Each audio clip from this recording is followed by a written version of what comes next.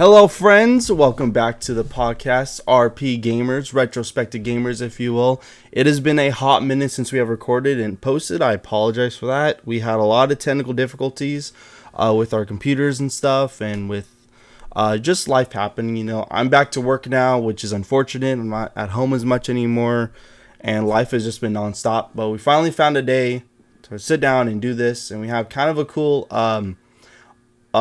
topic actually, which kind of goes in line with what I just said. We've been gone for a while. You had to be there for it. So this topic we're gonna do is called just that. You had to be there. So these are reveals that we think that in gaming history and gaming culture that you just had to be there for. They were big, they were monument to us, and just whether it's personal or whether it's for the entire gaming community, it really doesn't matter. These are just events that we both think that you had to be there to see it or to witness it firsthand. So that's going to be exciting. Before we get started, we're going to do our opening segment, and I'll have Brod kick it off here. So Brod, tell the people, what have you been playing? Well, I mean, quite a bit since the last time we recorded, but About over, what, a month and a half? something like that, yeah. But I mean, pretty much, I kind of was able to fill in a lot of the things from what, like, I previously said in other episodes. Like, I was able to start up Kena Bridge of Spirits. I played a little bit of that, didn't get too far. I've done the same for Lost in Random. But the main game that I've really been playing the past, few weeks is, now that it's finally dropped, was I almost said Zero Dawn, Horizon Forbidden West. I just finished the story. What's today? Saturday? I think I finished it yesterday. No, I finished it on Thursday. Thursday night, and I was just very, honestly, the best way I can put it was I was just blown away by it. It went in a complete opposite direction than what I was expecting, and I was still, very excited for what it was introducing to the series. From the very little bit of like media I saw before release, it pretty much did better on every aspect that I wanted to be improved from the first game. But there are some things that, at least story wise, that I was kind of bummed out on, but the ending of it still kind of made up for it. But there's just some things that I wish were included more, or kind of explained upon. But the way that the story ends, it kind of gives sort of a semi-explanation, and it was fitting enough, I guess. But other than that, I also picked up Gran Turismo 7, and I've been having a lot of fun with that. I've always enjoyed racing games since I was young. That was something that like me and my brother would always play, and just race each other, have fun. And for some reason, I was just never really into the Gran Turismo series, even though that's like PlayStation's big like racer. And so I figured, with the new generation and the new one coming out, I just happened to grab it one day, and yeah, I've just been enjoying my time with it. And yeah, so Pat, what have you been playing? All right. So like we just said, we have taken a big hiatus from recording, so it's been a hot minute. I have gone through a lot of my backlog. In January alone, I got 9 platinum trophies for various games. I'll go through the list really quickly here. Dragon Quest Builders, I finally finished. I started that last year though in December, but I officially got the platinum in January, so I guess it still counts. I played Greek, which was phenomenal. 100%. It was so good. One of my favorite indie games that released last year. I highly recommend it. Immortal Phoenix Rising. I really forced myself to finish that one. Necromeda, Higher Gun. I got the plot for that too. It again, another stellar game. It's really good, set in like the 40k, or not in 40k, but within that Warhammer universe or sub universe, I guess. Neo. I got the plot for that. Again, it's my second time getting the plot for it, which was on the PS4 version. Now I have it for the PS5 version. Marvel Spider-Man Remastered. Obviously, No Way Home came out. I was on a Spider-Man high. I said, oh, this is when I'm going to do the PS5 version. of Spider-Man. Haven, another really cute game. My fiance and I were big on this one. She would watch me play, and we would have fun with it and enjoy the dialogue options and whatnot. And then Anima, Gate of Memories, I got the plat for that, which was more of a challenging one, but it was a lot of fun. I had a lot of fun with it. Multiple playthroughs, unfortunately, but it was a lot of fun. Set in a tabletop game universe, and it was really cool. And then Arena, which is a lot like Diablo. I got the plat for it, but it was super glitchy. I had to do multiple playthroughs because of it. Some trophies wouldn't pop, some late game quests would glitch on me, and I couldn't progress the story to get to the end, and there was just a whole bunch of different bugs and glitches that made me play for a little bit longer, but that was a lot of fun. Then next month I got the platinum for Final Fantasy Type 0. Finally played that, and I can't believe I haven't played it before. It's really, really good. I didn't get to play it on when it originally released because it was a PSP game. And then they did the HD remastered, so I got that. Otherwise, as of late, I've been playing a lot of Tom Clancy Rainbow Six Extraction. I'm close to getting the platinum for that, and it's just been a lot of fun. But much like Broad, the past couple week or so, really weak because it finally dropped too. I bought Elden Ring, and it's a game of the year. I'm sorry, I don't know what to say. It's fantastic. It's phenomenal. It is. The FromSoft and Miyazaki, they keep outdoing themselves in these types of games, and it is phenomenal. The just the positivity about it through the gaming community and through the reviews and stuff is just it's more than what I had expected and wanted in Elden Ring. It is one of those games that is just phenomenal. I'm almost 50 hours in. I've barely even scratched the surface of that game. I probably only finished like half the map. Like, there is so much to do. And even saying half the map, that's me finding stuff in half the map. There's still so much more I haven't even touched in this game.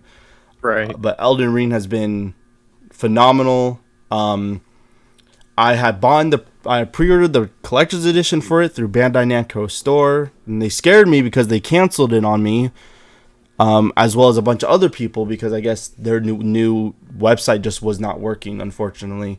So day one, I was off. I just got paid. I said, screw it. I'm buying this game. I'm not waiting anymore. So I went out and bought a copy. So now I have 2 copies of the game, which is awesome because I like to collect stuff. So I'll have like a sealed copy sitting with the rest of my games to sit in there and to be collected with the steelbook. And then I have the statue that's right here behind me. It's been phenomenal. It's wonderful. I don't know what other game that's going to come out this year that's ever going to be Elden Ring. Obviously, we did have Horizon Forbidden West, which is also a Game of the Year contender. It 100% is.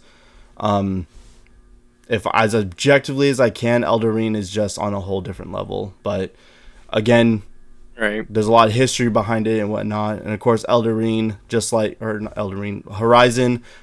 in 2017, it totally got just undercut because of Breath of the Wild that came out like within a week of itself. So, which really sucks. But Horizon Forbidden West, I will get to it eventually, but that won't be for a while because Elden Ring I can't even get back to any of the, like, I bought Dying Light 2. I started Dynasty Warriors 9, and I haven't even touched those. So in a while since once Elden Ring dropped, it was done. And I still have so much to do. Elden Ring, play it, please, because it's really not that hard. I promise you, it's not. Refer back to our last episode where we talked about play conditioning, and then we have another episode on standby that will be coming out too. But the most recent episode, watch that. Okay, now I'll try Elden Ring. So there you go. Lots of great gaming stuff coming out this year. I gotta say, this year is shaping up to be one of the best gaming years that we've had in a long time. I think the last one I could think of is 2017, 2018 maybe. Mostly 2017 across the board. But this year is shaping up to have a lot of good quality stuff. You mentioned GT7, Gran Turismo 7. I'm not particularly a big racer. I like kart racing games like Mario Kart, Crash Kart Team Racing, all those types of kart games, the gimmicky, cartoony ones. But yeah, a lot of people are loving that, and I'm so happy that as well as you, Brod. I'm so happy that you're loving it, because there's people out there that just love those types of games. They're not for me personally. My whole mindset is I could just go out and drive, but it's a little different when you can customize your car, because the customization part is the part that draws me, and that's like really, really cool. Right. And I'm a big fan of that. So I'm really happy that people are enjoying that. Like, there's a whole demographic of people like, hell yeah, I want this game, and I think that's really cool. Obviously we have the Kirby game coming out real soon. A new Pokemon Gen 9 just got announced not too long ago, which is insane. We just got a new Pokemon game as well. So we're getting fed really, really good this year. 100%. We still got God of War Ragnarok coming out. I mean, my God, there's so many.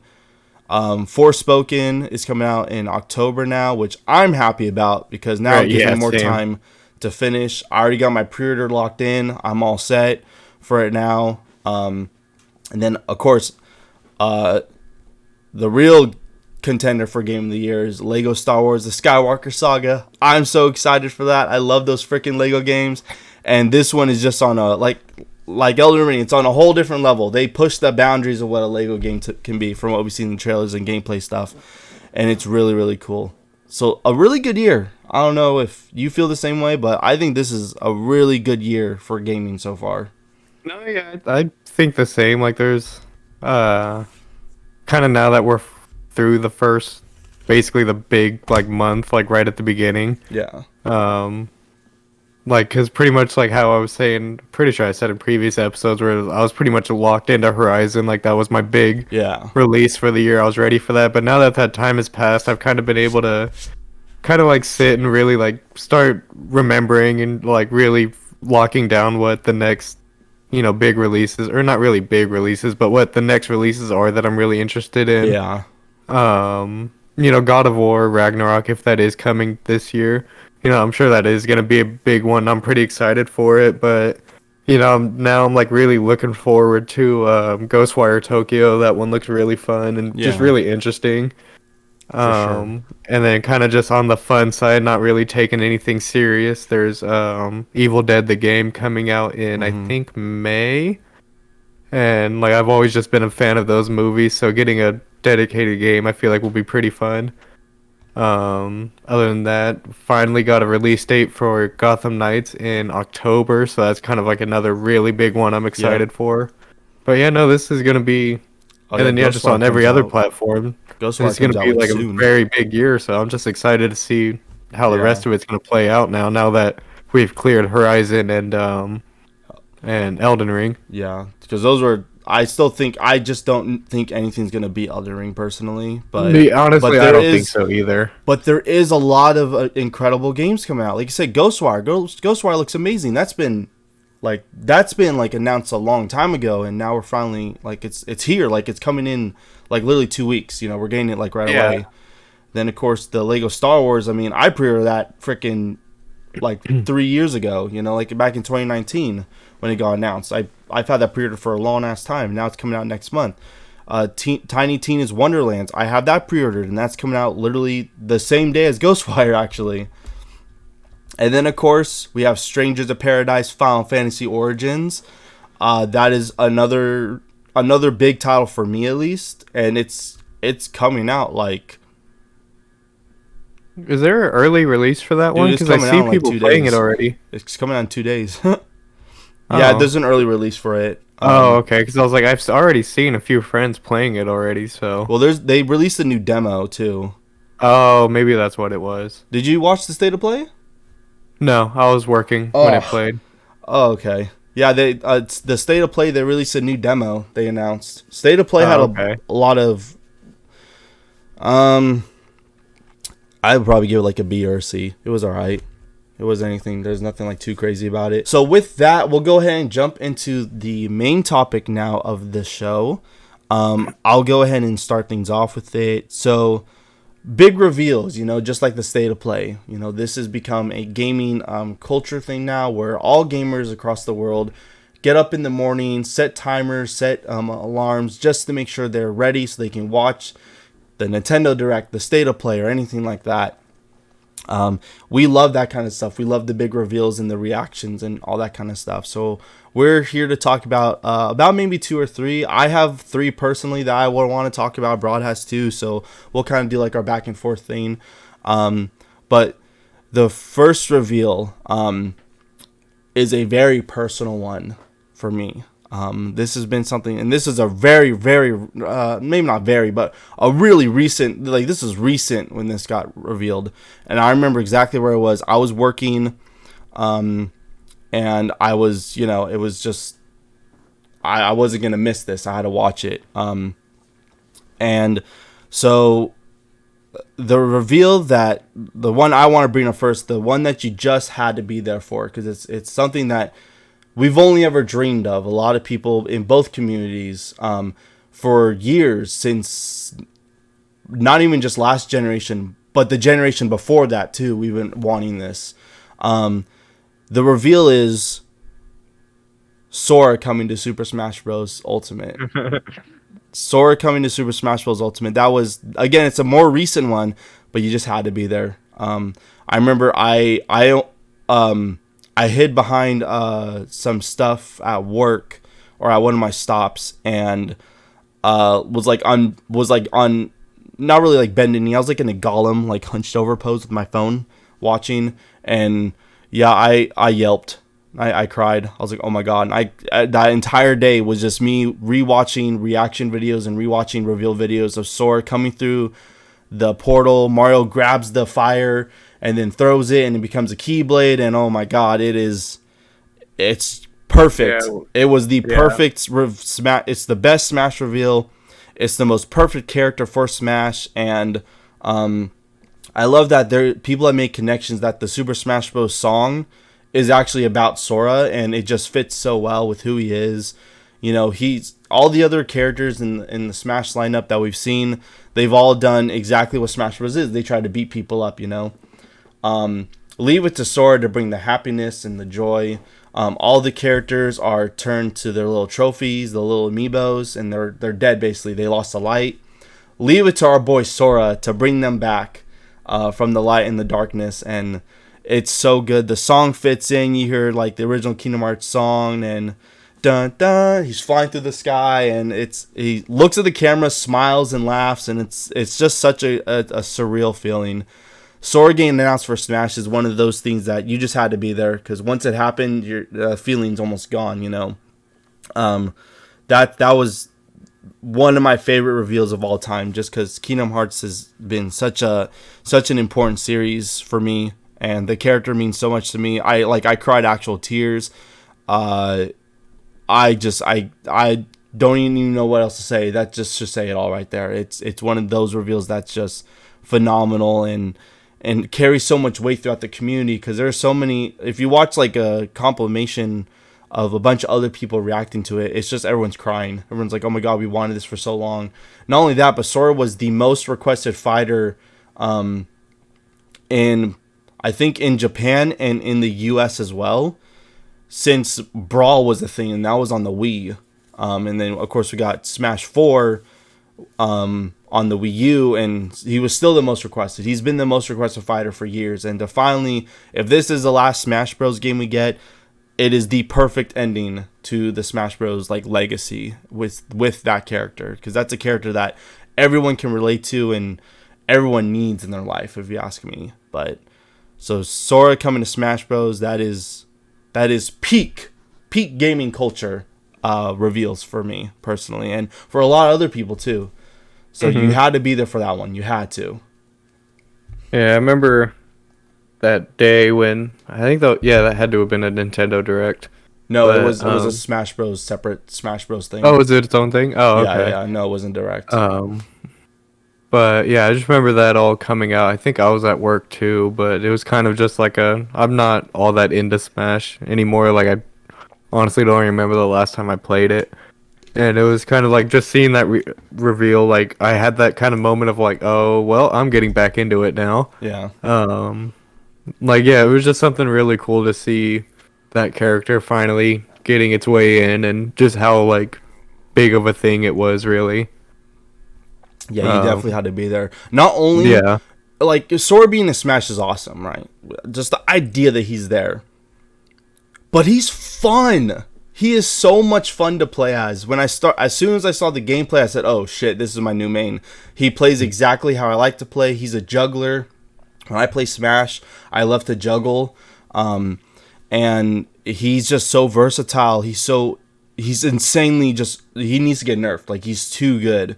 And I remember when he dropped, I played him for the first 2 days he released. I did nothing but play him in Smash, and no, it was so cool. And people were posting clips of finding out combos and strategies, and there are live streams of it, and it was just so surreal seeing all these people come together and figure out how this guy works. And that's the biggest payoff, is that not only is he in the game, but he's fun. He's fun to play. He's an actual like joy to play, and he's not frustrating, And I'm not very good at fighters at all. That's like below for like skill wise. I'm not really terribly good at them, but I still had so much fun playing as him and versing people with him, and I won a couple matches with him. And no, he's great. He's like he's my main fighter.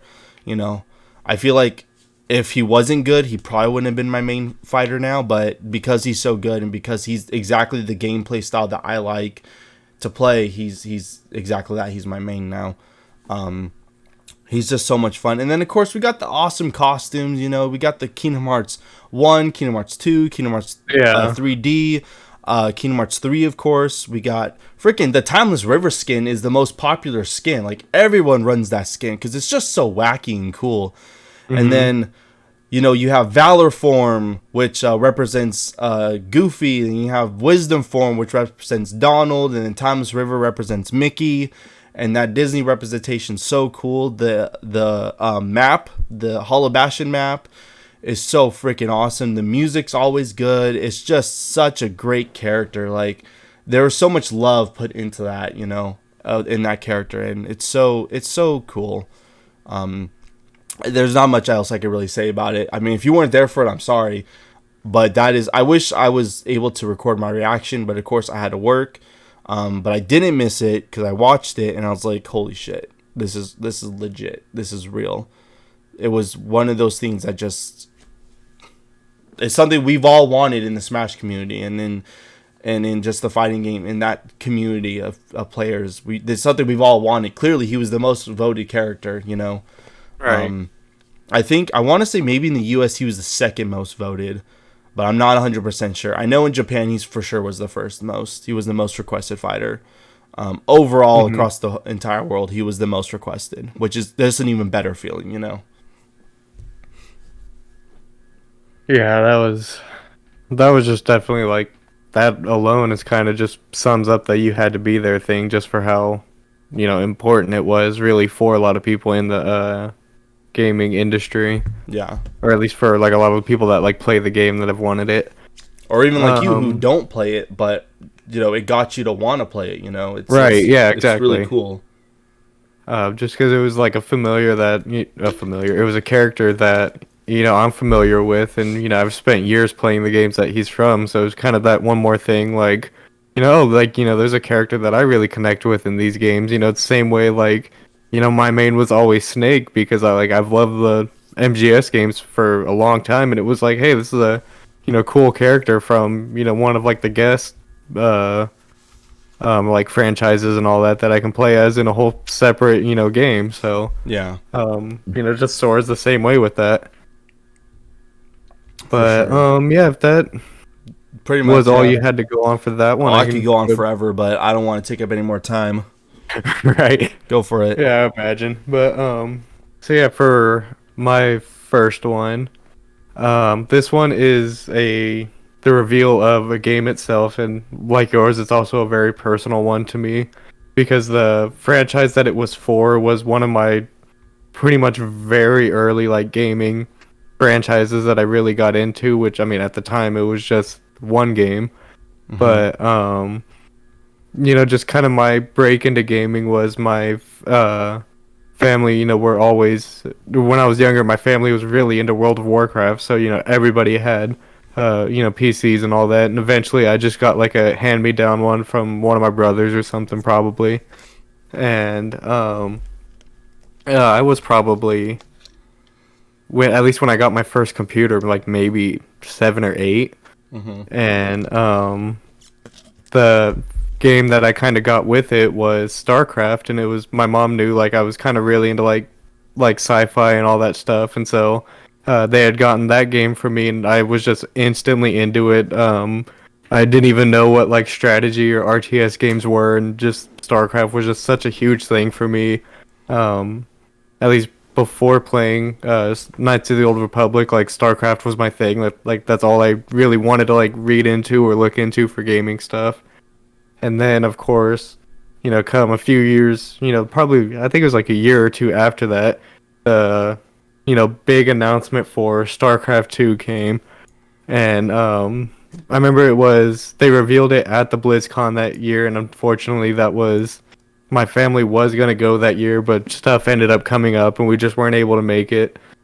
And so it was just, I was sitting there like pretty much that whole day where like I just knew that StarCraft 2 was gonna get announced and stuff. I'm sitting, refreshing everything, like trying to get like any kind of like at the second news of it, like the trailers, whatever.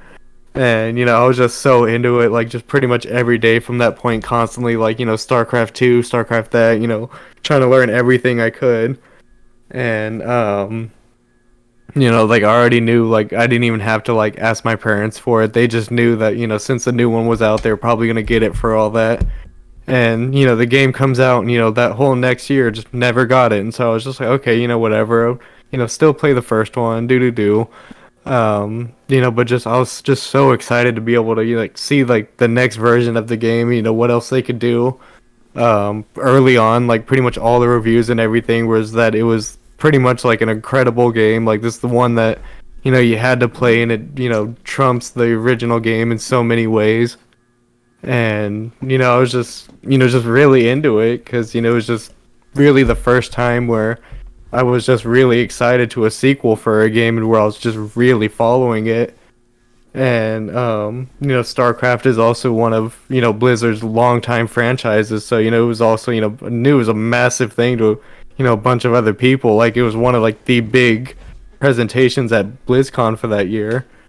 And so it was just there was so much to it. And after the game had released, just I was just so bummed about not being able to play it, not having it, whatever. And it was probably like a year and a half later, just out of the blue, one day my mom comes walking into my bedroom, and she's like, so I found something in my closet that I was supposed to give to you for Christmas, and I totally forgot about it. Oh, shit. And I was just like, okay, that's weird. And she like hands me a box, probably it's pretty good size, so I'm kind of looking at it like, okay, what is this? And I go like, it's all wrapped up for Christmas and everything, and it's like probably like April or May at this point, so I'm just like, okay, this is really like weird. And I just tear off a piece of the paper, and just right there I see the logo for the Terran race of the the StarCraft franchise. And immediately I just start tearing the thing apart, like, no way, like, am I finally getting this? And sure enough, finally get it all cleared, and right there's the StarCraft 2 Collector's Edition that she had bought for both me and my brother, and had given my brother's for his birthday, and then just totally forgot to give me mine. And so I'm just sitting there like, basically like the glory moment, like I finally have it right here in my hands. If I remember right, that's also the first like collector's edition of a game I had ever gotten. And so they'd take it all apart, like right there at the spot. It was this really cool box where like the top half like came off, and it was like basically like a little like chest or whatever kind of thing. And there was like a StarCraft comic in it, the soundtrack for the game, like USB drive that was like fashioned into like the basically like dog tags for one of the characters in the game, who was also like my favorite one. And that thumb drive had like the files for StarCraft, the original StarCraft, and then the expansions for it. And it was just, a whole bunch of all cool stuff, and like most importantly, it was like I can finally play StarCraft 2. And just got it all ready to go, and pretty much like just from there it was just nothing but that game for a long time. But yeah, I just wanted to bring that one because I was probably like one of the earliest games where like I was just going crazy for the reveal, and kind of like one of the first ones where I was just really like so into it, and kind of like just that really was like my first like you had to be there moment kind of thing. That's awesome. That's really cool. I didn't really get into StarCraft, but I know that it's a really like popular series, and that's like a super throwback to, because mine was more like recent. Yours is like way because that game's been out for a hot minute. Yeah, So it came out in really 2010. Cool. When did it come out? StarCraft 2 came out 2010, if I remember right. Oh, I thought it was a lot longer. So No. Yeah, no, that's 12 years ago. That's crazy. I mean, still a long time ago, but yeah, because 2010 had a lot of great games too. So that's huge though. That was one of those. Like I don't remember if it, because Game Awards weren't even a thing then, but I'm sure it was. I'm sure based on this, how I know the community and what I know about it, it's probably one of those games I like. This is the shit. This is what we all wanted. So that's really cool, man. That's awesome. Plus, you had a nice little story about like the Christmas thing with it to go with it. Yeah, that's neat. That's neat. Do you still play it? on and off, yeah. Pretty much just when I have the time, or like just when I have like the urge to go back to it. Obviously, with having so many computer difficulties lately, it's been it's a kind of an issue. But oh yeah, no, yeah. Like I've just been thinking lately. As soon as I can, or as soon as I was able to figure out what was going on, I wanted to go back to it. Just because I was, in preparation of this episode and just wanting to talk about it again. Right. No, that's awesome. That's really cool. I've considered playing them, but I don't know if I ever will do that. I know that it could be, because I was big in Age of Empires, which is the same type of game, except obviously it's a medieval and high fantasy. Yeah. Whereas StarCraft is like sci-fi, which is cool, but it's just not my thing. If you put them both in front of me, I'm gonna pick the one that has like the swords and shields and magic, not the space guns or the aliens. That's just hasn't been my thing. But I know that a lot of people, because that was one of my first games where when I was trying to find a computer game to play, that was the one I had picked up, and I was like, ooh, this looks neat, but decided not to get it. And that's when my dad introduced me to the D&D games, and that took off for me. That was it for me, basically, which I have now. I have the collector's edition, or not the collector's edition, but the collector's bundle, I guess, of it. That's awesome, though. That's cool. This is what games mean, people. This is us retrospectively talking about games, and that's a good one for StarCraft too. I think a lot of people are going to be like, hey, I know that. I have the collector's edition box in my garage. I wish I brought it in now that I think about it. That's all right. I mean, if you want to go fetch it, sure, but no, it's fine. You don't even know where it's at. No, I know, but it's just I don't want you probably. to start talking and me miss like a whole bunch of stuff. And that's what editing's for. Cool. Are we set then? Yeah, I'd say we're set. All right, cool. So I'll go to my next one. So yeah, man. Mine goes back a little bit too, actually. Back to the good old year in 2013. This was a big one. This is a huge one. This was one that was in the making since 2007. So 6 years. 6 years we've been waiting for this to get announced. 6 years to get announced, and then we waited, from 2013 all the way to 2019, 6 years again for it to even come out. The reveal. This is in high school. There was only one other person I know that was excited with me when it got announced and it got revealed. That was our mutual friend Peanut. And we would talk about it at high school all the time, and we would discuss it. It's something that once the first thing dropped, it was a daily thing after school. I would go home, get on my phone, get on the computer, and just look up any information and watch a ton of different videos. That's the year I first got introduced to a couple YouTubers, and if I say their names, it's going to give it away. But The reveal that you just had to be there was the announcement for Kingdom Hearts 3. That was something you just had to be there. Right. I remember exactly where I was when I watched it. You know, they showed that's when 2.5 got announced.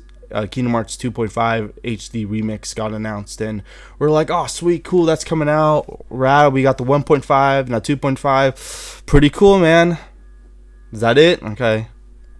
It wasn't it though, because they do this whole montage scene of all the games, and then at one point Sora breaks through, and it's not. It's the new graphic engine Sora, and we're like, what is this? Why does he look new? Why does he look different? Why does he look like he's a whole new? It's part of a whole new graphics engine, you know. And then he steps out onto the beach, or we see Destiny Island. We see the Master Defender on the ground, and then we see Sora pick it up in this new art style graphic engine, and we're just like, what is this? And then it comes on Kingdom Hearts 3. And then it was the announcement. We got to see a little, like, tiny gameplay for it. And where he's fighting, it shows the demon type for the first time in Twilight Town. He's fighting Heartless and Nobodies, and it just looks fantastic and phenomenal. It looks very different, too, than what the final product ended up being. But that is for sure a reveal, especially in the Kingdom Hearts community, that you just had to be there for, because that's where it all, that's realistically where it all started. And then this 6-year journey happened, and that's when I met the Key Keepers, which is HMK, Skyward Wing, and well, he's Sir Skyward now, and then Cynical, and then Sora Alam 1. I met them all at E3 in 2017, the year before the Kingdom Hearts 3 demo came out.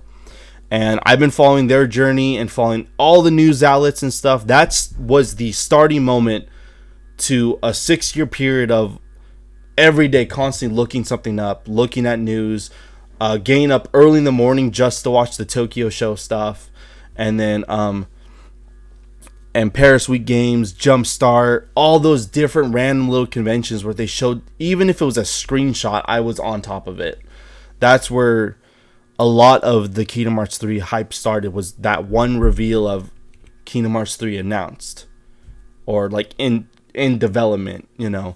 And we saw that in development logo for years. And then of course during the Toy Story trailer, which was another you had to be there moment reveal, because a lot of new things were being shown there. And then of course obviously freaking Toy Story, I mean, come on, it's Toy Story, we all love Toy Story. And seeing him and Sora and them fighting together, and then we can have more than 3 party members. We have 4 party members, and that was a big thing. And then of course we get the big reveal coming 2018, and it's like, and of course obviously that didn't happen, unfortunately, but it got delayed due to just timing, so it can release in Japan and in the US at the right time, within close enough proximity together. But yeah, man, the Kingdom Hearts 3 announcement reveal, that is, you had to be there. I remember there were some people, my girlfriend at the time, her brother and I used to talk about it all the time too, and he would say like, oh yeah, no, I was with a bunch of friends when it happened, and a lot of us were on the ground like crying. And it's just such a cool thing to see, like, again, because we waited from 2000, I think 2005 actually, when Kingdom Hearts 2 came out. We waited for all that time for something new to come out. You know, we got Days, Recoded, Dream Drop Distance, all these other games, you know, but we still were nowhere near getting Kingdom Hearts 3. And then the reveal finally comes, and it's like, oh my god, we know it's coming now. We have a date. When are we going to be able to play this? People bought PS3s just to get, you know, just to play Kingdom Hearts 3, because we all thought, you know, but it didn't happen. Came out on the PS4, and, you know, I'm still waiting on a PS5 port, guys, and a native Switch port, because I'm not playing those cloud versions. That's just not going to do it for me, unfortunately. I've seen way too many issues with those. But Kingdom Hearts 3 announcement reveal, you had to be there. It's another one you had to be there for sure. Yeah, I remember for that one at least. You know, I had played Kingdom Hearts, you know, on the PS2 a lot, but like I was always a fan of the series and I really liked it, but it was not one that I like really actively followed all that much. I just remember like for Kingdom Hearts 3, I really started getting into that one kind of at the point where they started, just showing off a lot more, and basically when like the marketing like and all that began, when they pretty much like opened the floodgates and was just showing off everything. Probably like I would say maybe late 2016, 2017 when they started doing it all. Um, but yeah, no, that was just it's yeah, and I mean it was kind of the same way, just having the memory and like just knowing what the older Kingdom Hearts were and all that. And then just all of a sudden seeing, Sora like just all fresh, looking so nice and just in like the modern engines and everything. He was, almost like looking at like just a whole nother like take on the games almost, just because it was just so felt so different. Yeah. And yeah, just being able to see like, being able to go to like Toy Story, Monsters Inc., like a lot more of kind of like the Disney stuff that I was Pixar stuff. yeah, like all the Pixar stuff, kind of that I was more like into growing up and all that. So just yeah, it was just a really great like reveal for the series, and kind of just just reminded me, like, even though it was pretty much in not necessarily a dead spot, because still had all like the like spin-off titles and everything else coming out for it every now and then. But just as someone who really only knew the like main numbered games, finally getting that like Kingdom Hearts 3 was just it was a really big thing. And kind of once it started like when all the marketing stuff came out, like that's when I kind of started looking into like all like the previous stuff and kind of like what they had shown off like a long time ago, and kind of just trying to see how it went from there to like how it was looking now. Oh yeah, there's, like I said, it was like there's a 6 year period, and almost every year, I remember, I think one year all we got was a screenshot, which I think was in 2014. That's all we got, and we were just like, oh, we were freaking out about it.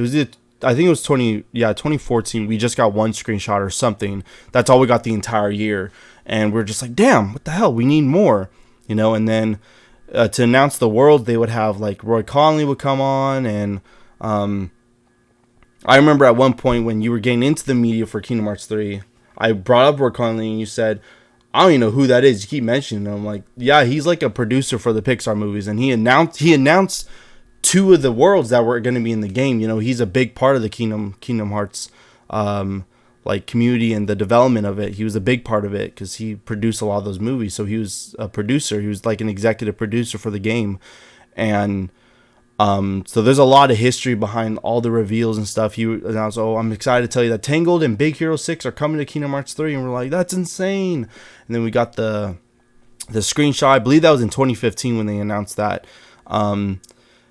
Just so many cool things and so many great reveals. Again, that's where like all the key keepers came up, and they were doing all their podcasts and conversations, and they were a big help to get me up to date on things and when like events were and all that kind of stuff. I was like, that was a dedicated like lifestyle. I was like a researcher. If there was a like a college course for it, I would have been top of the class, because I was always on top of every little, whether it was a screenshot, a text. I would follow. It's the main reason why I follow Japan sites now on Twitter, because they all get the information first because they have a different time zone. So they post it, and I'm like, you ever wonder, oh, why does he know this stuff? Like, it's because I follow the Japan accounts, and they all post everything before the US does or the UK does, and so that's where I get like most of my information, because they're the ones who get it out first. And of course, Kingdom Hearts and Square Enix being a Japanese studio, that was a big part of it.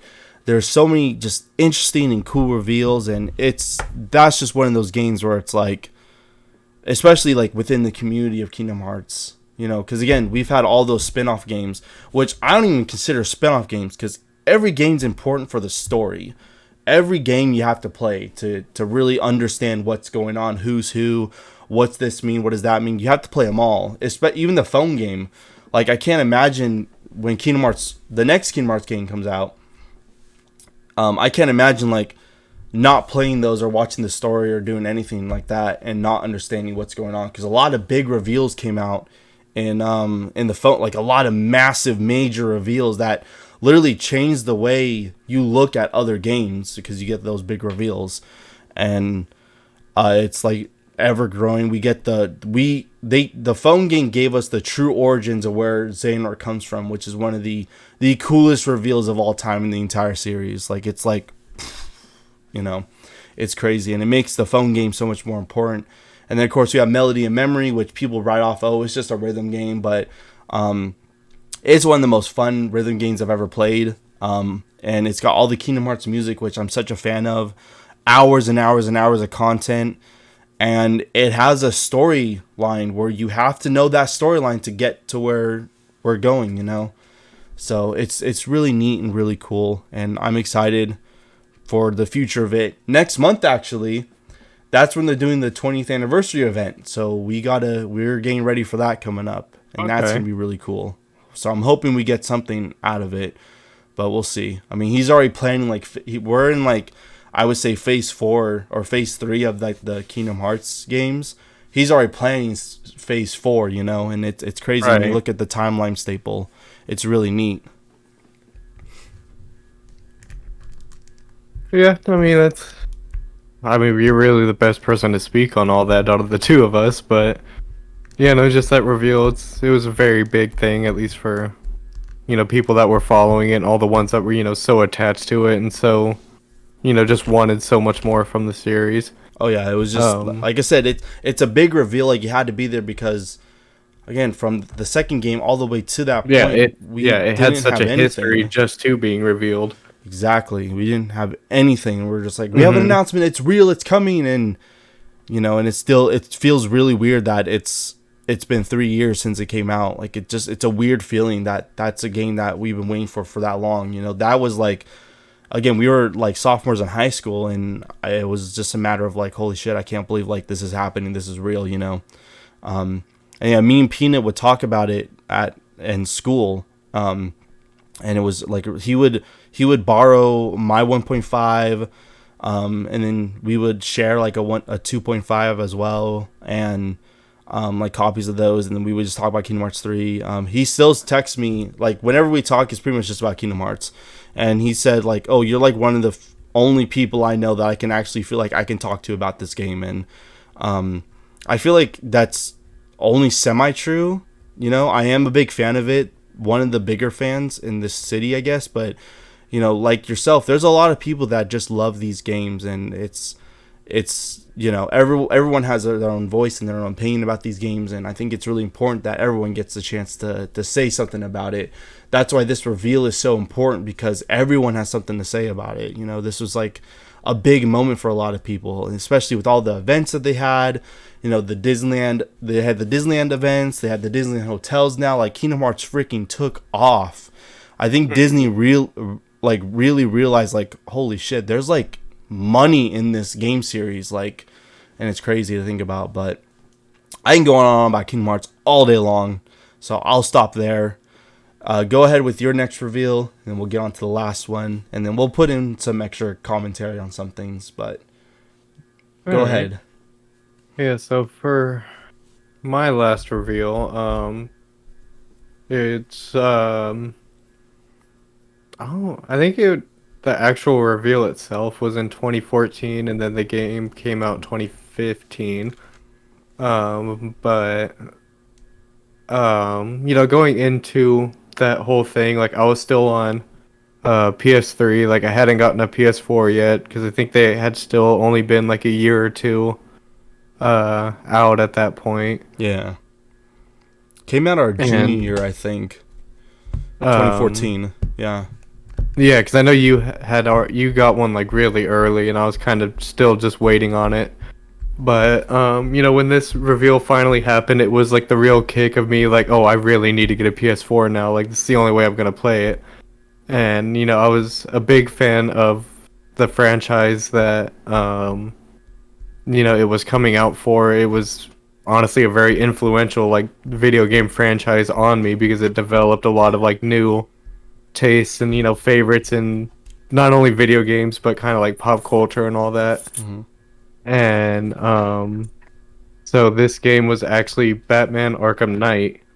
And going into it, Huge like game. I had played Arkham Asylum, Arkham City on the Xbox 360, and um, these were the games that really made me into a Batman fan because it was one of like the first times that was like, are you trying to give me something? I was really like exposed to Batman and like his universe and all that. Because growing up, like I didn't watch any of the cartoons or anything. Like honestly, because just really didn't really watch a lot of like like cartoons and TV and all that growing up. And so finally like having the Arkham series and really like getting to see who like Batman is, and of course I was lucky enough to still have Kevin Conroy voicing. Hmm. And so I still got that little bit of taste of like the early like 90s and 2000s animated Batman and all that. But getting the reveal for Arkham Knight, as like the big conclusion to Rocksteady's trilogy, or the Arkham quadrilogy, however way you look at it, Hmm. um, and just how you follow it, because big things Rocksteady doesn't consider Origins a canon game, Yeah. and personally I do because it's the same universe, it's connected to it, and for all the stuff it gets, Origins is a good game, if not just for the boss fights, but Oh yeah, the we've boss just fights are the seen best. like Arkham Knight getting announced and all that, and seeing like the new bat suit and everything, which is still one of my like all-time favorite like suits that I've ever seen. Just really like that was finally the big kick of like I really need to get a PS4 now, Hmm. and so it's kind of going into 2015, inching closer and closer to the release date. I started, sitting here thinking like, what's a way I can, somehow get a PS4? My birthday's already like passed. I don't want to wait all the way to Christmas. Have to wait, another half year to be able to play this game. And it was like, oh wait a minute, I'm graduating high school in May. The game comes out in June. Perfect. It's did that kind of any like kid kind of like moseying up to his parents, and he was just like, one day going out to talk to my dad. I was like, oh hey dad, and I was like, so I'm graduating soon. It's high school, big thing. He's like, what do you want? I And was he there. I saw right remember. through it, and it was just like, oh I want a PS4. And he was just like, really? You don't want a new Xbox? And I was like, no, all my friends play PlayStation, and honestly, I'm more into like those games now and all that. So I want a PS4. And he was just like, okay, well, just finish with your good grades and all that, and we'll make it happen. And so I was like, of course, I, Hmm. worked hard to be able to get all that. And the day I'm sitting there buying it, or at least that Dad's getting it for me. Of course, like the package game was The Last of Us remastered, and that one I was, really excited to, play the remastered version of that. Hmm. And so I was like, perfect. This is gonna, carry me to Batman and all that. I just gotta figure out how to get it, because at this point I had never pre-ordered a game before. That just wasn't something that, obviously, was, I was didn't have a job and all that. Didn't really have any money except the allowance that I would get from my dad or whatever. Hmm. And so we were at GameStop buying the system and all that. And of course, this name would be relevant to you, but I think it was the name Javon? Yep. Like a guy that used, yeah, I think he was the one ringing us out and all that. And he's like, "Oh, have you heard about that new Batman game?" I was like, "Yes." And I was like, "I really want to play it. I'm so excited for it." And he's like, "Oh, well, he's like, we do, an opening down payment of like $5 to pre-order it, and then you have basically, from that time to its release to pay it off and all that." Hmm. And so I was just like, "Oh, okay." I didn't know how that worked, and now I do. Like my dad, like we had just finished paying for everything. My dad like grabs the PlayStation, all that. He's like, "I'll be in the car. I know you have $5 in your pockets. So I just gave it to you." And he's like, "Get the game. I'll pay for the rest." And it was okay. Yeah. And so paid it off. Within like the next month or so. Hmm. And so just finally getting that conclusion to the series, and really being excited for a new Batman thing that I was really into. Yeah. That was just like a very big like reveal for me, and kind of just like a you had to be there thing, at least Oh for yeah. Batman fans and fans of the game. Even though like how it played out, it wasn't. I would say it's favorable, but not by much among many people, just because of how a lot of the mechanics in the game ended up turning out to be. But Yep. I was still very happy with it. I enjoyed every minute of it, and it's still my favorite Arkham game to this day. So it's just a very big thing for me, and it's just also the first game I ever pre-ordered. So it just has like a lot of connections to me. Yeah, the Anatsu trailer, I remember that too. Um, when the Batmobile gets revealed, it was over. It was done. That was like the one thing everyone's asked for. Obviously, I have my reservations about the Batmobile in that game. But like even then, like getting the reveal of like the Batmobile coming, you can drive it, and we get the gameplay reveal of it. And the trailer dropped, and it was just a whole thing. That is one of those, yeah, for the Batman Arkham Knight game, for that community and the fans of that game. 100% you had to be there for that reveal, because that was a massive reveal for sure. That was one of those stapled like reveals, because the Arkham series, well, I remember when the first game came out, a lot of people were like, it's not going to be that great, it's not going to be that good. It's like a 9 out of 10, 10 out of 10 game, it's like the first one's the first one's my favorite and will always be my favorite. I just love that it's not like an open world space. It's very cramped and condensed, much like Batman.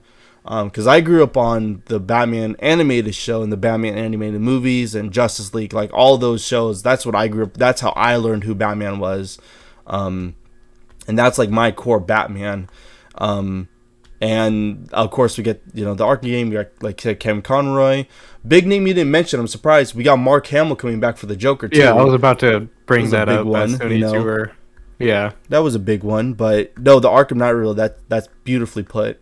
Well, I can't remember what mine was. Let me see what year this came out. Arkham Knight, or yeah, no.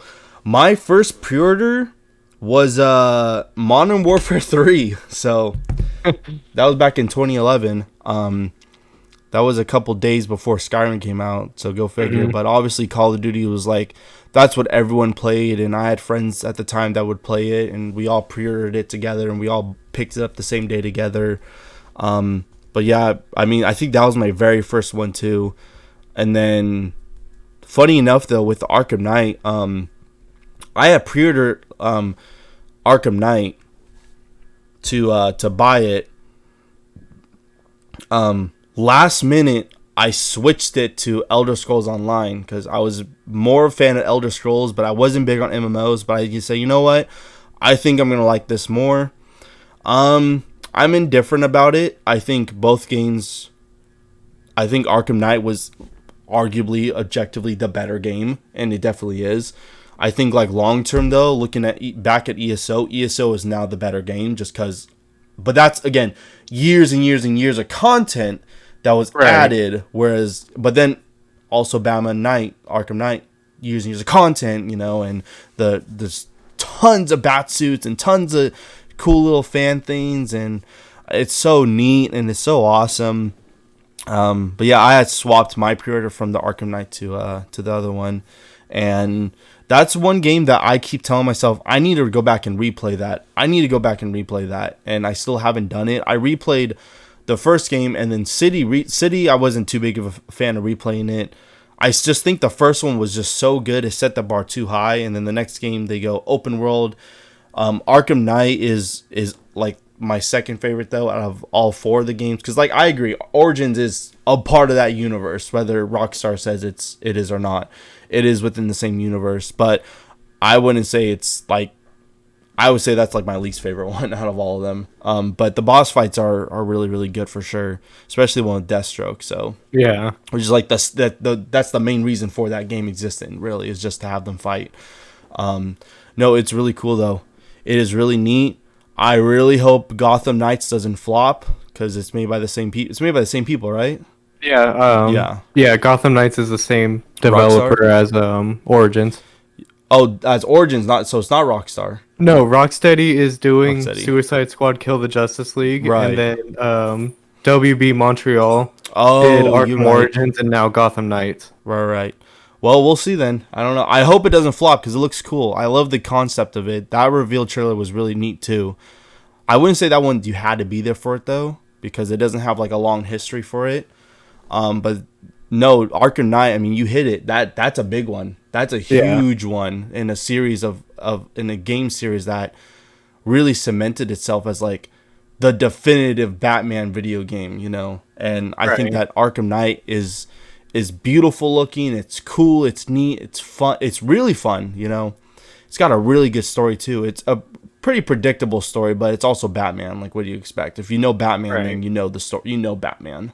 But yeah, growing up, the anime series is what got me into Batman, and then of course when Arkham Asylum was coming out, that was for me. That was like, oh my god, I get to play as the Batman in Arkham Asylum, the place that I knew as from the animated series, and it's just really, and the visual voice actors are there, and like, holy crap, this is like what I wanted, and it still is my definitive Batman game. It's really, really neat.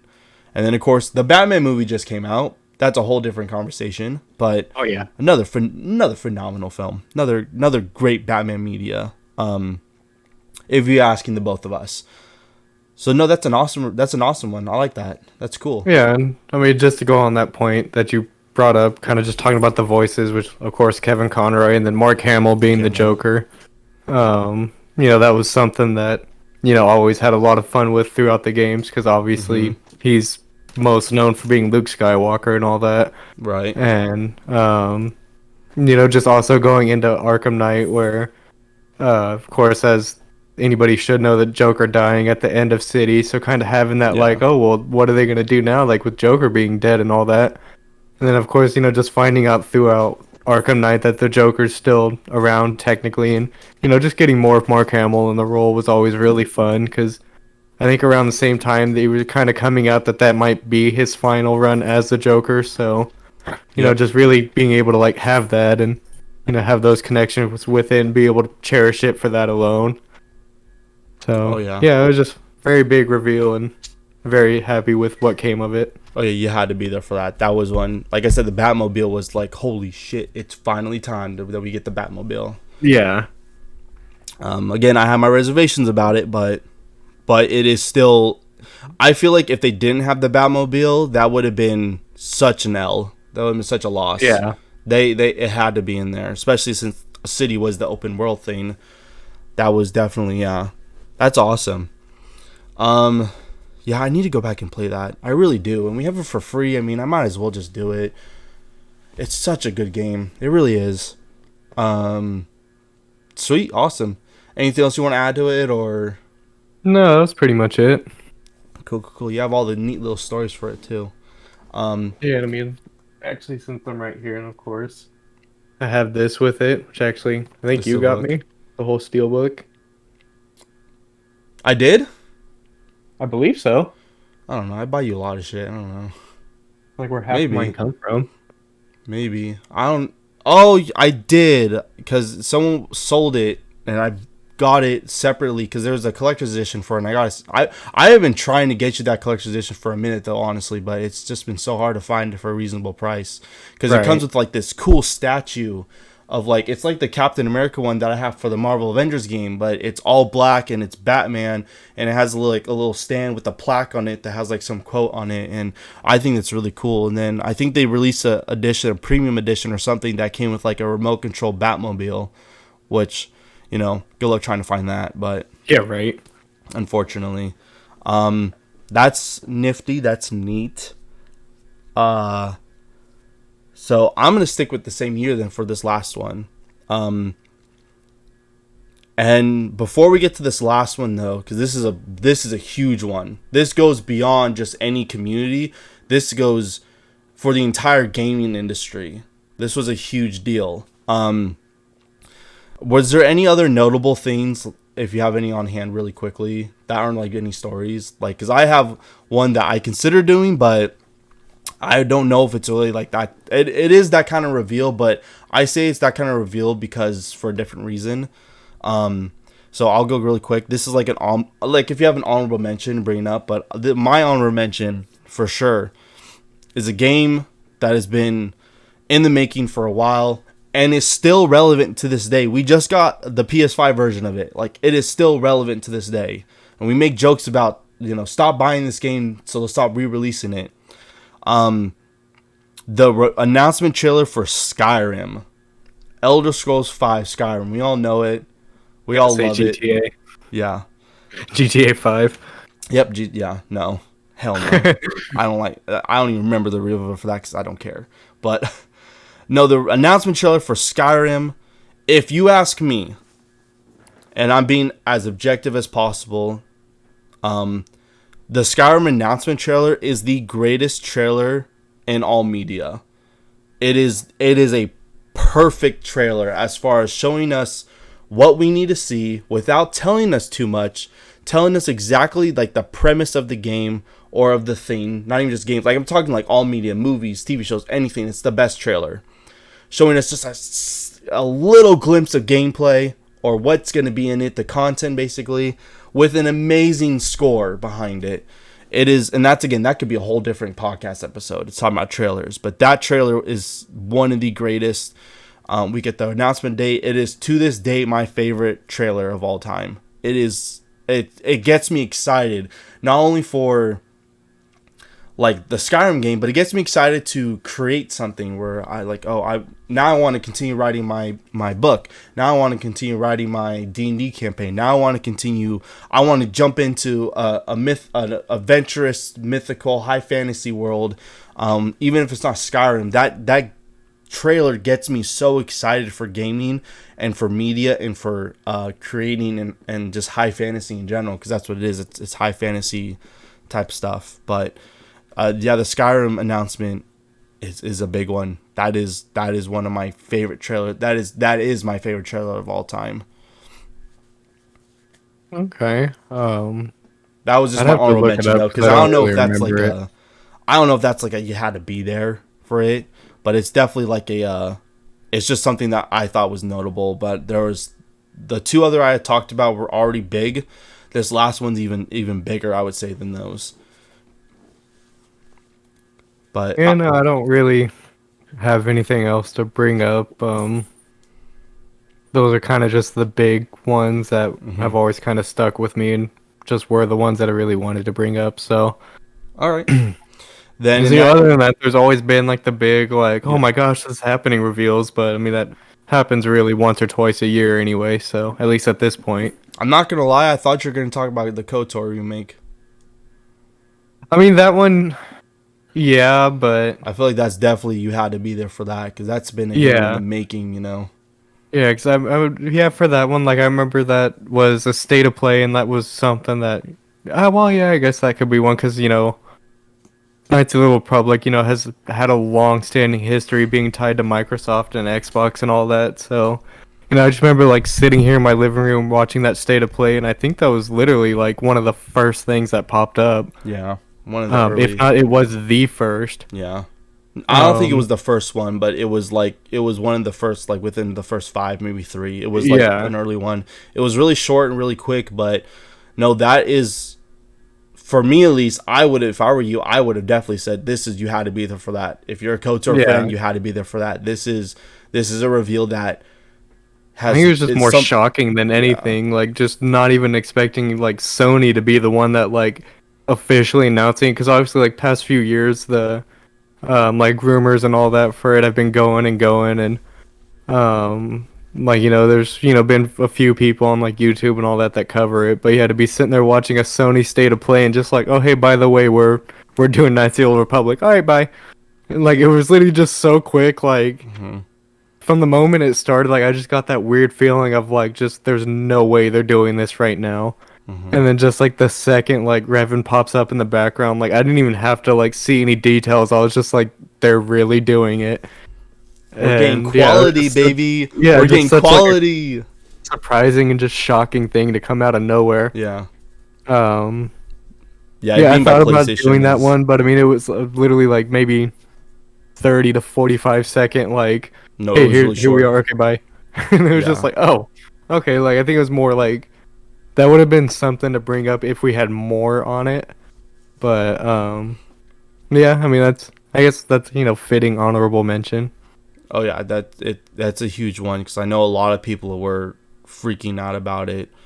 Because I remember where I was too. I was on the job and you had texted me and I was trying to watch it. And I was like, stop! I'm trying to watch it. You're blocking my screen because of my phone.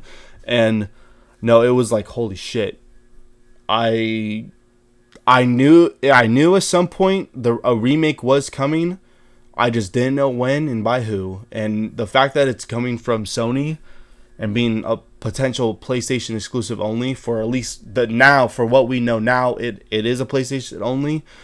Maybe in the future they'll port it over to Xbox or whatever, PC or whatever, But yeah, big one for sure. Big one. Right on. Then I'll just wrap it up with my last one. This one, like I said a little bit ago, this is one that's like, this transcends any gaming community or fan base. Yeah. I'll wait to reveal it when he gets back. But yeah, any like fan base or community, it transcends it. It's the entire industry. This was a big deal because there's only a couple games I would consider like staples in gaming history. Games that you just don't touch. They're amazing, perfect, phenomenal games that changed the industry and changed how we look at video games. Whether this gameplay, storytelling, characters, artwork, masterclass type stuff, like the stuff that really matters, it is simply just one of those games. In 2015, well, gotta go a little bit back for this, but we got a demo for this on the PS3. It wasn't a playable thing, it was like a tech demo for the PS3. And a lot of people speculated, are they doing this? Is this real? What's happening, But in 2015, I remember exactly where I was. And I remember sitting there watching this. And afterwards, I was literally just in absolute disbelief that this is something that's real and something that they're actually doing. Because it's something that I would say, if you asked me before, I would say, no, don't do that, It is a remake, and I would have said, don't touch it. Don't remake this. It is already too perfect. Don't. It's one of those games you just don't touch. The reveal was for Final Fantasy VII Remake. Let me tell you, the crowd went ballistic for this when they did the reveal. The crowd was in just awe, and the trailer's kind of like it. The trailer was very like, we don't know exactly what this is. You might memorize this. You might memorize that. Then you see Cloud walking, and you see the Buster Sword. You see his hair. You see the little holes for the Machina orbs. And my God, it was just so cool.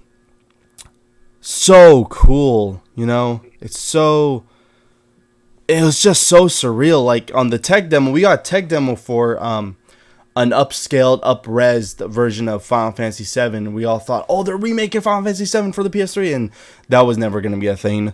In 2015, we get the official announcement.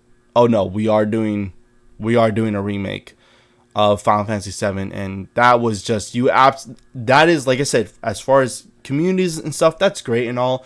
This was an industry massive reveal and a big thing for the industry, because this was just something that, we get the reveal and it's just this whole thing, it's just this crazy thing that we all only dreamed of. It's something we literally only dreamed of having is right. Final Fantasy VII Remake. Again, I said this is one of those games you don't touch. The game comes out and we get something so different in a good way that's more than just a remake, but it's a retelling of a game, especially with the ending. If you know the ending, you know exactly what I'm talking about. If you played the original and then played the remake, you know exactly what I'm talking about, where I'm getting at. It's a game for new fans. It's a game for old fans in different ways, It's so cool. I still haven't played Intergrade. I plan on doing that. I thought about doing that after I finished up Elden Ring, at least my first playthrough of Elden Ring, because I don't know if I want to sit down and do a whole platinum run right away. I think after I beat my first playthrough of Elden Ring, I'll put it aside and then start playing some other stuff. Because Elden Ring is going to be a whole beast. And I want Elden Ring to be like my most played Souls game and my most played like game of this year. But yeah, I need to get onto the Final Fantasy VII Remake on PS5 with the Yuffie storyline. And then, unrelated, I want to get to Final Fantasy 12 and actually not really force myself, but sit down and actually go ahead and get the plot for that too. It's just going to be time consuming is all. It's a JRPG, but the reveal for Final Fantasy VII Remake was something that was just unprecedented. Something just so huge and so massive. And as soon as we saw it, we all knew what it was. You get the big words in the screen, remake. And they didn't even say, like, I don't even think they put Final Fantasy VII. They just put remake. Because everyone can relate and everyone knows who Cloud Strife is. Because he's just that big of a character, you know. And this reveal just transcended any community or any fan base. This was an industry thing. This is something you had to be there for. The crowd went nuts. And I mean, the original came out in 1997. Right. The 2015, we're getting the reveal for the remake. Insane. It is the first legit remake that had everyone on board. You know, there are people who got into gaming because of Final Fantasy VII. There are people who say, oh yeah, the first game that got me into it was Final Fantasy VII. You know, there's a lot of gamers out there that would probably say, I would say Final Fantasy VII, the original on PS1, was the game that got me into gaming, that told me this is more than just a hobby. This is more than just something to do. This is like a lifestyle. This is real. This is something monumentous and important. And, you know, and a lot of people like talk about like Final Fantasy VII being like, oh, this is my first Final Fantasy game and stuff like that too. But yeah, man, Final Fantasy VII Remake, that was the reveal. If you ask me, out of all the you had to be there reveals, that's the one you had to be there for. Whether you watched it on your phone or you were there in person, you had to be there for it. And I remember sitting there on my computer, just wait. I think it was on my laptop actually, my Chromebook at the time, just sitting there waiting for it. You know, like having that reaction, like, what is this? Why does this seem so familiar? Why do I recognize that playground? Holy shit, that's Cloud Strife. And at the time, we didn't really like realize what it was, if it was a sequel or if it was whatever. The word remake came on the screen, and that was it. We're like, holy shit, they're remaking the original Final Fantasy VII, and they did it in such a great way. That game is phenomenal. It's so good. It's so much fun. The story's like on a whole different level, on a meta level, in like the meta level and the fourth wall. It's so cool. And I'm excited for part 2, which I was kind of hoping part 2 would get announced at the State of Play, but it didn't. We don't know when that's coming. We'll have to wait. But if it's anything like part 1 of Final Fantasy VII Remake, it is going to be nutty. It's going to be insane. I hope so, at least. I hope so. Yeah, as someone that never played a Final Fantasy game until 15, you know, seeing that reveal, especially knowing like how monumental not only Final Fantasy VII as a game is, but the Final Fantasy series in like the PlayStation like market and everything. Yep. You know, being able to experience just such like a classic and important game in a way that I knew that I would be comfortable with, and in a way that I'd actually be able to like play the game and enjoy myself with. And of course, that saying all this was my reaction going into it without playing any of them before, at least other than 15. You know, it's something that, you know, the way that like the 15 plays, and you know, now 7 remake, having that like action like slasher and all that, like I knew like I'd be able to play this and actually enjoy myself. And not only that, the reveal of 7 remake literally made me like, you know what, no, I'm gonna go play the original first, that way, you know, I get the actual experience of like the original story, the original game. That way, as long as I can finish this before playing the new one, you know, I'll have some kind of appreciation for what the remake is doing. Which, of course, that didn't play out, because as soon as the remake came out, I just jumped right into it.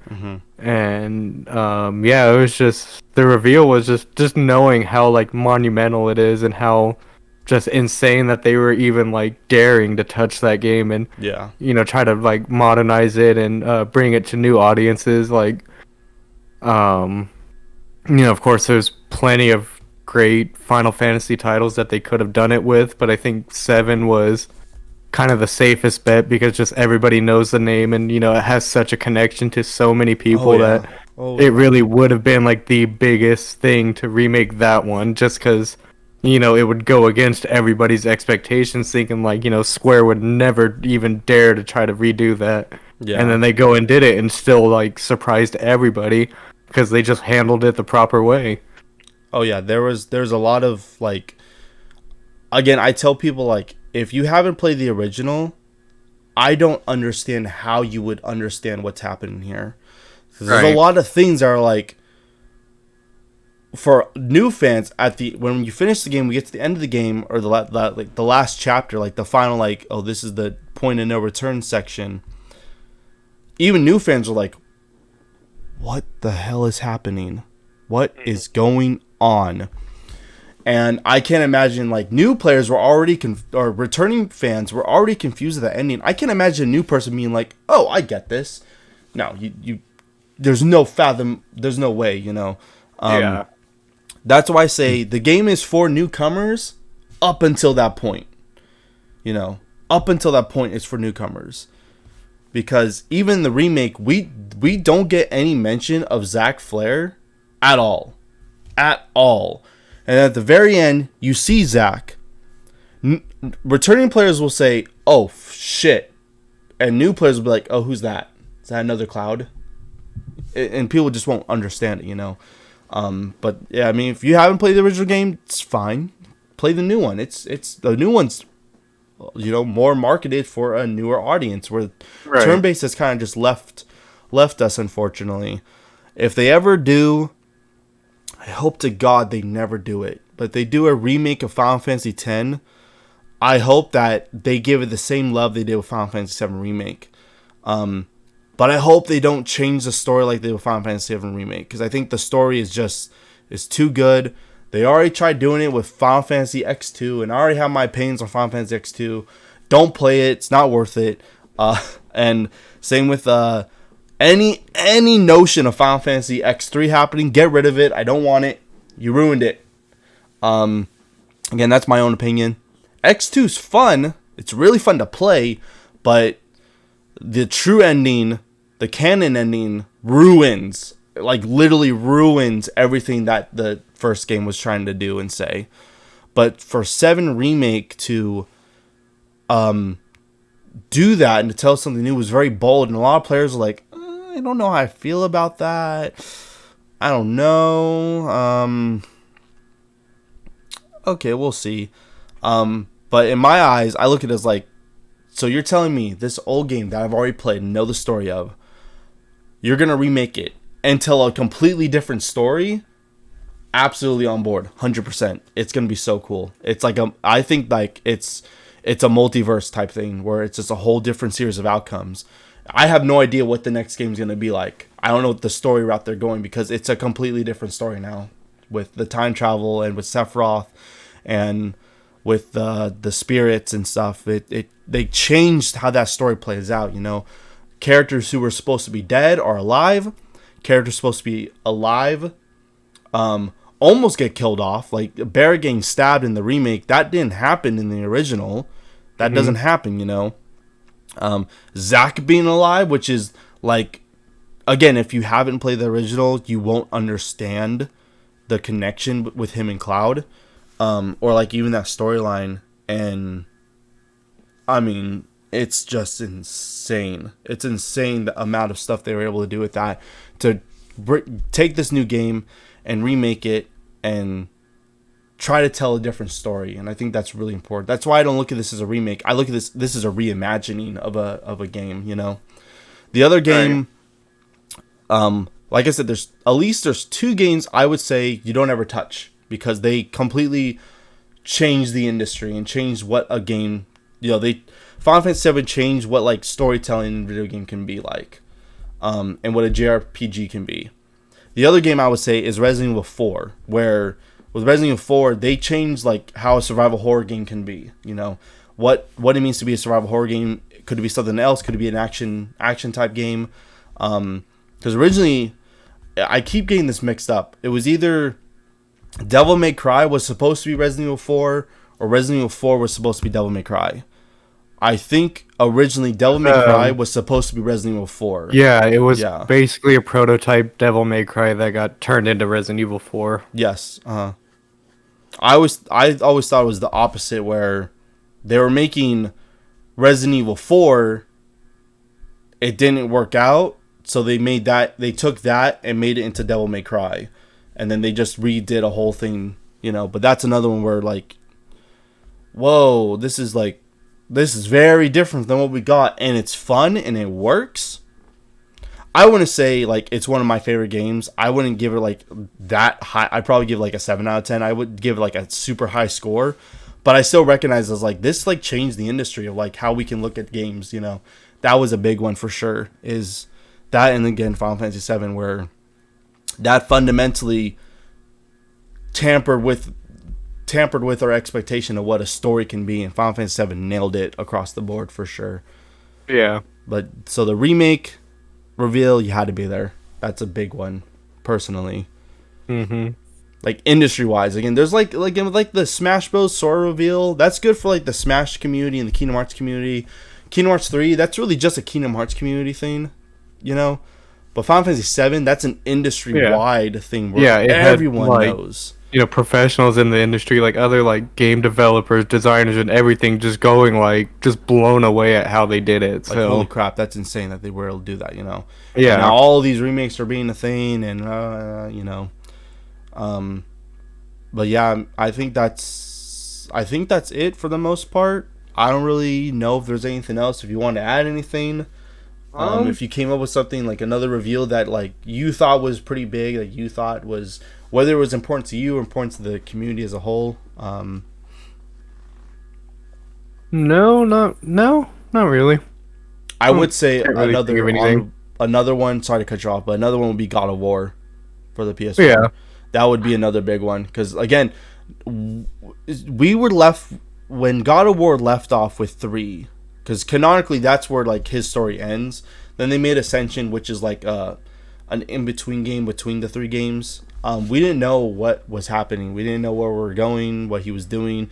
We just know that after the cutscenes, after the credits rolled, we learned that Kratos is not dead, like we originally thought at the end of 3. Because in God of War 3, he kills himself with the Blade of Olympus. And then after the credits roll, we just see a blood trail going to off the edge of the cliff. And we're like, so he's alive. What does this mean? Where are we going? And then, of course, we see this little boy playing with these little toys, these wooden toys. And you hear some say, get in here, whatever. And then, he says, we're going hunting. And he's like, oh, we're going hunting? It's like, yeah, you are. And then he steps out of the shadow. He says, I'm hungry. And it's like, holy shit. And that's a really good reveal, is God of War 2018, where we see Kratos again. And it's just like this, like, whoa, he's still kicking around. This is where he's at. And that's why, like, on the other podcast that we were doing, 10 Days Gone, I brought up the notion of, I want a show where we find out what happened between 3 and in 2018 God of War. Because so much shit had to happen for him to go from Greek to Norse mythology, and all the things he learned across the way, the big, massive change he had. That's stuff like I want to know. He's such a complex character, and that was definitely one of those reveals. Like, ooh, for sure. I don't really think. I mean, retrospectively looking back, like the Spider-Man one, I wouldn't say that's like a really big reveal, because we just didn't know. We got a ton of Spider-Man games before that, and this is a whole new thing. It was starting, but looking back, it's like that was pretty big, because it's like a close to 10 out of 10 game. It's like a 9 out of 10 game. It's damn near perfect, At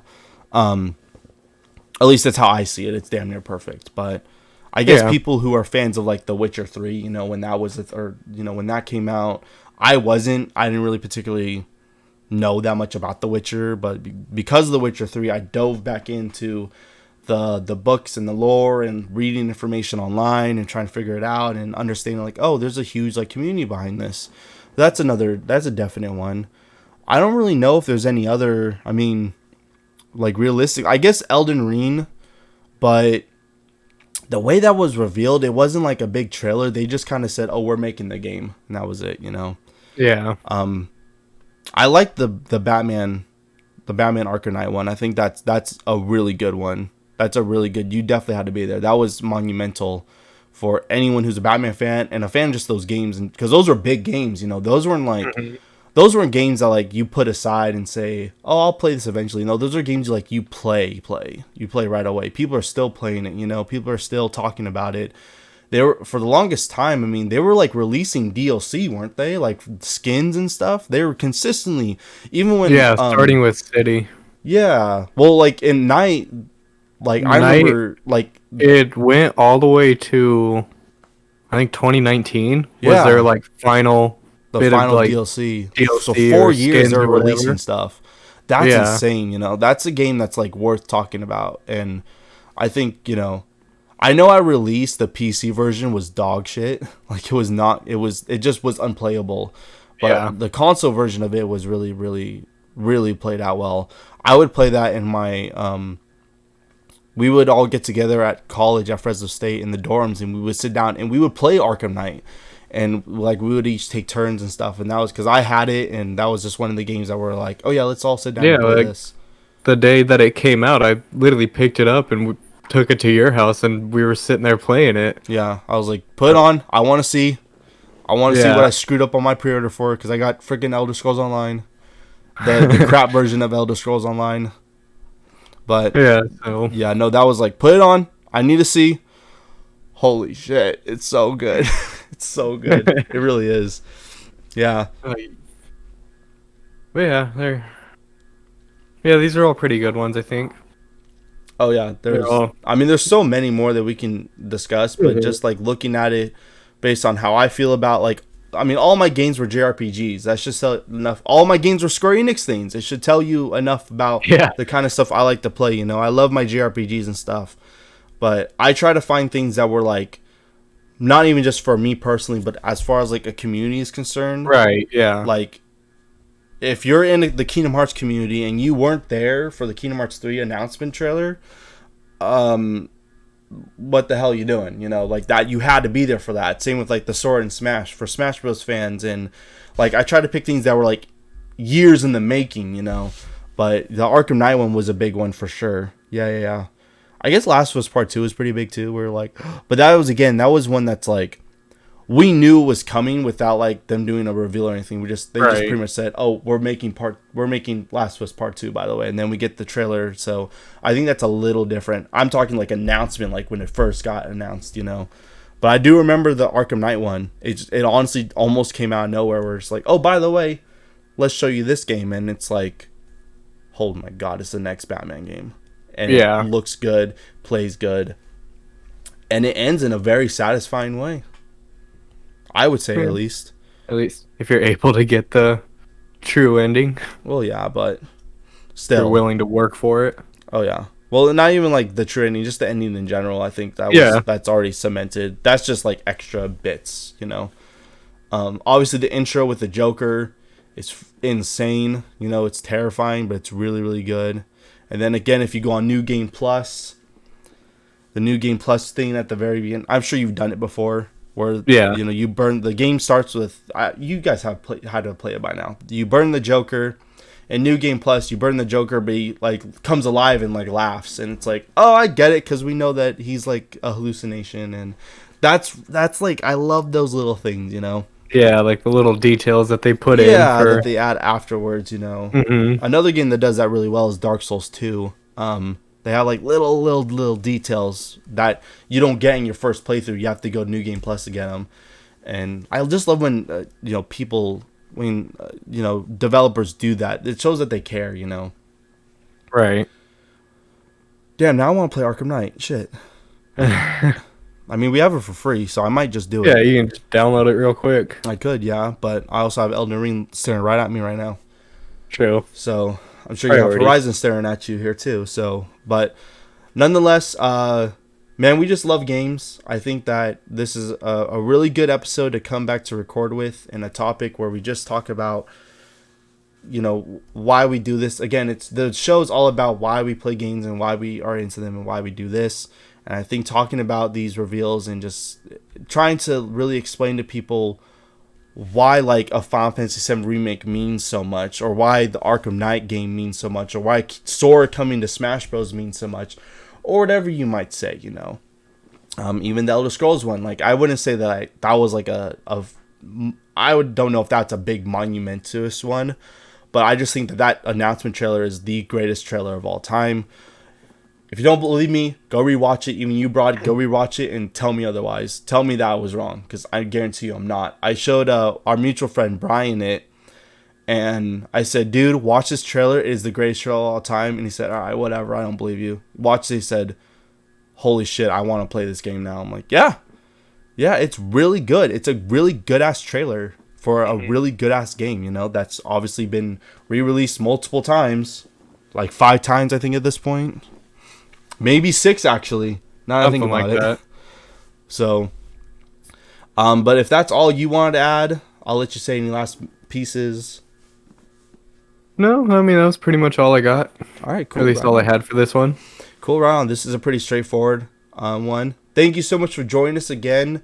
When we're going to start trying to get these out more often, especially on our recording days that we have set for ourselves. And we're going to have a whole new setup. I'm going to work on something different just so it works, because we have something weird going on here. Thank you so much for bearing with us. We appreciate it. Take care. This has been RP Gamers. Happy gaming, everyone.